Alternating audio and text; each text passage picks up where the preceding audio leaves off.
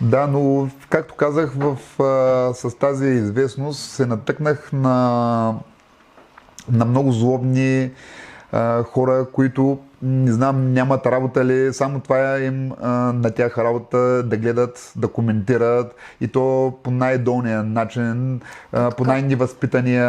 Съм слушал, бил съм селска пръчка или от сорта, бил съм, не можел съм да говоря. Аз не мога да разбера защо някой човек казва такива силни думи, при положение, че не знаят човека, че има проблем, че заеква и в дадени ситуации го показва. Не винаги, примерно, заеквам, но на дадени думи или букви се случва. Те по този начин го казват, то не може да говори български, то бил от друг происход, няма да казвам примерно от какъв, защото косата ми била къдрева. Някакви такива Аз как глупости. ще си освал дори значи си латиноамериканец. Друг произход аз не знам какъв може да си. Добре, какво беше нещо? Ами, може би пред децата, страшно много деца имам фенови. И аз имам много деца в момента, между другото всички деца много ме харесват. Джензи ли беше?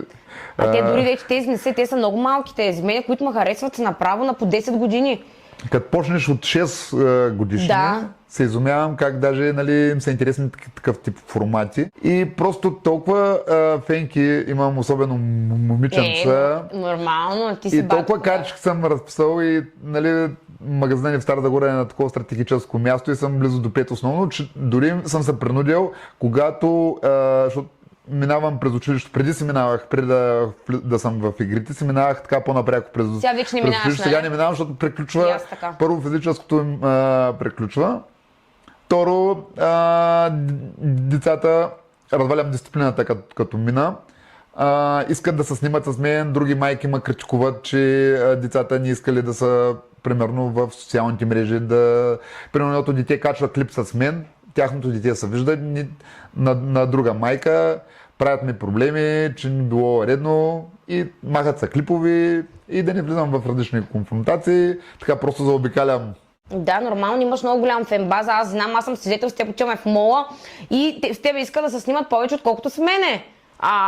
Чикагото е номер едно. Чикагото е номер едно. Тук няма какво да кажем. Чикагото винаги е номер едно. А жена, че не те ли ревнува? Със сигурност имаш много фенки в момента. Поне не го показва. Да, тя е самоуверена принцип в себе си, да. А я ми кажи, ти по какъв начин успя да я свалиш тази жена? Така, като ставахте гаджета, как я свали? Някаква тактика ли направи? Ами, Какво? ако ти